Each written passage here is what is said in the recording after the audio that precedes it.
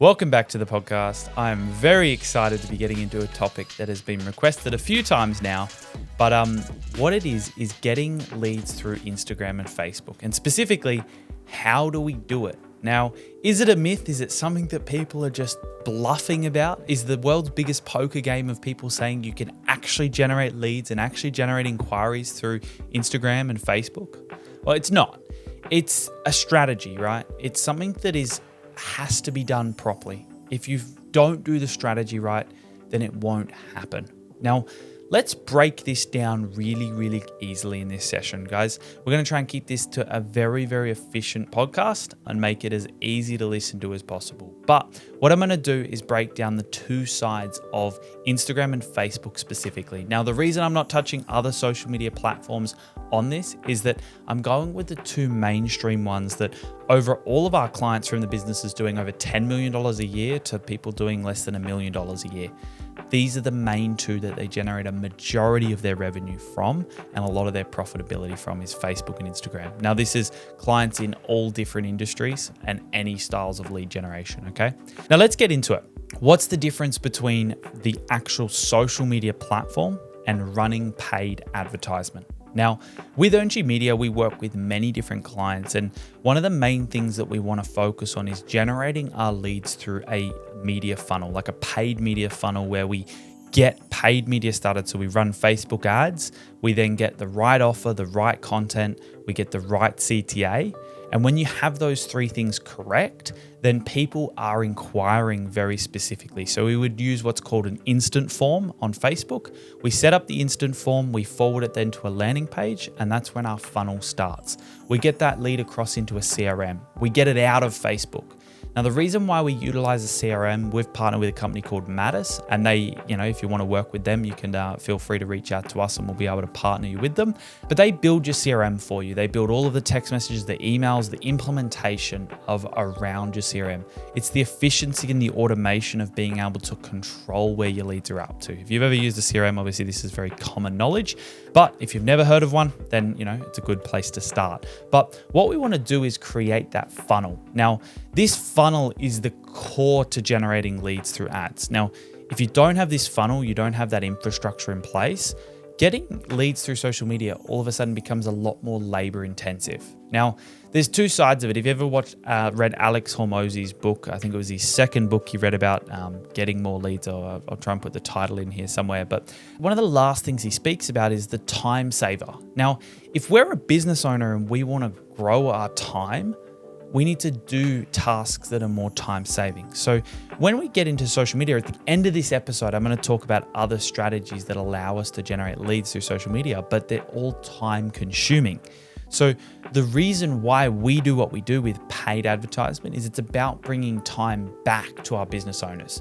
If I can get an efficient lead inquiry straight through to the CRM and they're inquiring specifically for what I offer, the conversion rates and the time invested to get money in the bank is much faster. Okay, so that's why we aim to run Facebook ads, is because it can get you sales much faster and there's a lot less time invested to be able to do it. So what's the number one thing for successful businesses that we want to save? Our team's time, our business owners' time, our managers' time, our employees' time, our sales team's time. If we can save them time, that's now giving us more time for us to make more money. So efficiency is the key. That's why we look at AI and automation. Now, if we're looking down the roots of AI and automation in our business, and then we've got inefficient ways of generating leads, like cold calling and messaging and cold messaging and cold outreaching, then that's going to be an effect on our time. And there's ways to make cold outreach more efficient, but it's still a time-intensive thing. So we're going to get a little bit more into that. But the main focus that I would look for any business that wants to start generating a positive return is to build the right offer, the right content, and the right CTA. And your ads will naturally start to generate you inquiries, and it will start to generate you sales much faster than any cold outreach can do. And on a much larger scale as well, right? Like if I create the right offer, the right content, I should be getting leads for $10, $15 on our paid ads. And that's going to allow me to pay $100. I get 10 inquiries. I should get one sale. That's a good conversion rate, right? So that's a controlled lead generation environment and allows us to control the metrics. There's not an input of physical time to get an output of dollars. The only physical time comes in when we start trying to sell them. But let's talk about the cold outreach methods. Now, the cold outreach methods is where we start to look at doing things like going to people's Instagram pages, following a bunch of people, or messaging a bunch of people from those pages. If you go into someone's, you can look at all their followers. You can then go into their most recent followers. That, for bigger pages, it'll be people that have literally followed them in the last few minutes. A lot of the time, if you keep refreshing, what we can do is we can go in and message them. Press the three dots, press message. If they're a private account, you then send them a message. Now, the restriction around this is that Instagram only allows you to do like 100 a day. You do more than that, you get your account banned. You get put in spam. And then all of a sudden, you're really capping your potential. So what else can we do? We can comment on people's posts, sure. But this is all time-intensive stuff. What we would prefer to do is have your inquiries directly from the person who wants the service. If we get the offer right, the content right, and the CTR, I'll keep repeating it, we'll get inquiries coming straight through that actually want what we have to offer. We don't have to beat around the bush on an ad, bait hook them in and, lure something in front of them. Offer exactly what you're offering, and then all of a sudden your inquiries become a lot more targeted. They become a lot more accurate. Your conversion rate becomes higher, and then all of a sudden we're making more money. So if we were to look through social media and the importance or the difference between posting on social media and paid ads, I have a lot of businesses that are doing well over $1 million a year, and they don't post on social media. Some of them don't even have a single post on social media. So does that mean we don't need social media? No, it still has its place, and without having any posts on social media, it brings our credibility down. It brings the trust aspect down. So where does credibility and trust come into our sales process? Well, it's conversion rate at that point. It's that we can get a lead through an ad, we pay for it, but when that person clicks that little logo and they go on to see your page and there's nothing there, it brings that credibility down when the sales team now try and call me, right? So the posting aspect of Instagram and Facebook for a majority of our businesses isn't to generate inquiries. It's to build trust and build that credibility that people actually want to work with you. It's the trust aspect when they talk to your sales team, the objections don't come out. That's how we use our social media posting, is that if I post testimonials and I post proof that we know what we're talking about, people will trust what we do then. And when they trust what we do, they're not going to have objections when they get to the sales side of things, right? So that's how we combat our posting versus our paid ads. Now, with the paid ad sides of things, if you are in need of working out how to do that better, sometimes you are better off investing in a company that can show you how to do it or do it for you. So we have programs that get you started with creating the right offer, the right CTA, and the right content, where we create all the videos, all the graphics, everything that you need to get that initial funnel built that's going to get leads that are accurate to what you sell, right? Now, over the time of working with someone like us, you would then be able to build out your brand and build out those other things that help the sales process, right?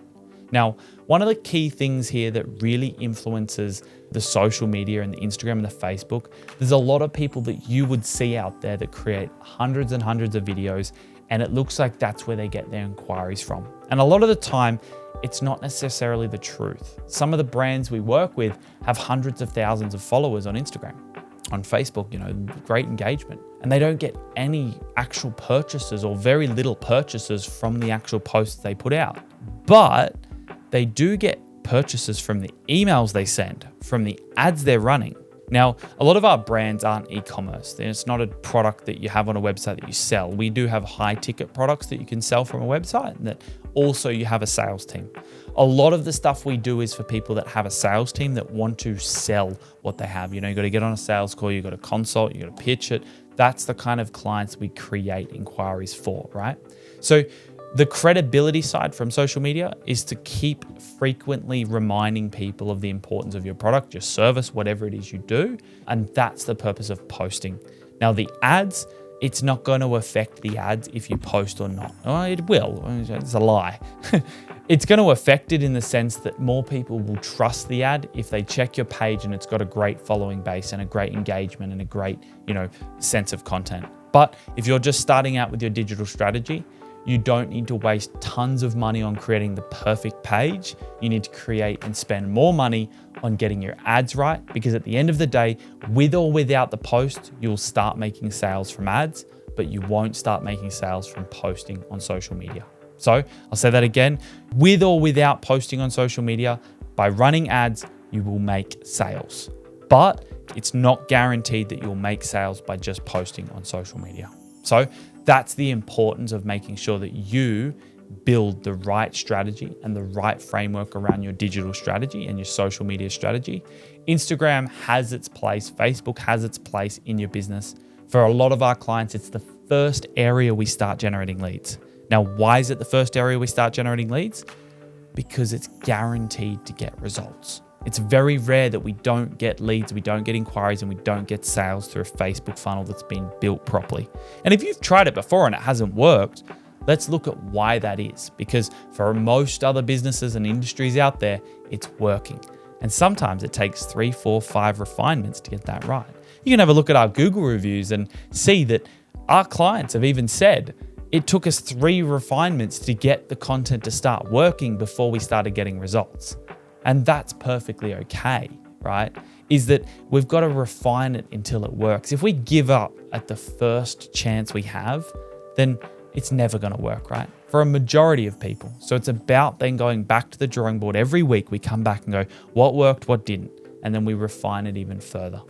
So I hope that's helpful. I hope that gives you a bit of an insight as to why a majority of our clients and why we lean away from doing manual intensive stuff. It's about making your business more efficient. The last thing I'm going to leave you on for this episode of the podcast is the importance of saving your time. Now, scalability is key in businesses. And if we can protect not just your own time as a business owner, but the time of your staff, you're going to see your business become more scalable. Now, I would much prefer my sales team spend less time on calls and get those calls right and be better trained and do the calls properly and have a better quality lead that actually wants what we have to offer. Because it's the worst thing in the world when a lead doesn't want what we have to offer. It's like cold calling someone and then they're like, you got to beat your head against the wall every day, which great work for if you are a cold caller. I respect it. But at the end of the day, your life would be a lot easier if you had an efficient and a cost-effective way to generate people that actually wanted what you have to offer, right? And then all of a sudden, you start making more sales for less time invested, which means you're going to make more commission, or if you're a business owner, more money, and you can start growing, right? And then that extra time you have, you can either invest it into growing the business, or if you're a salesperson, you get to invest that extra time in making more sales. Now, overall, that's just a better strategy. We always look towards if we can rule out people as fast as possible in the sales cycle to not waste our time. That's why we ask questions early on in the sales cycle. Even before we've gotten on the phone, we ask it on our form. As many questions as possible to rule out whether or not someone's going to be a quality lead or not. Because our approach is to get time back in our lives. Now, if you're currently doing inefficient, time-consuming ways of generating leads, then you really need to start to change and pivot, because you're going to run out of steam. You're going to run out of energy. If your consistency drops, your whole business drops. Running time-efficient ways of generating leads, I don't care what time of the day it is. There is leads coming into the business. The sales team can call it when it's efficient for them. They get calendar bookings straight into them for people who actually want what they have to offer. It's just a much better way to run your business. So guys, I hope that's super helpful. If you are interested in finding out more about how we can help you with your lead generation, then please feel free to reach out to our sales team. We are running some end of year sales at the moment to get people onboarded and get people started. So please reach out to the team and we'll be happy to help you get your lead generation started and start saving you not just time, but making you more money with high quality leads. Guys, my name's Jackson Earngey. Thanks so much for listening, and I'll see you on the next episode.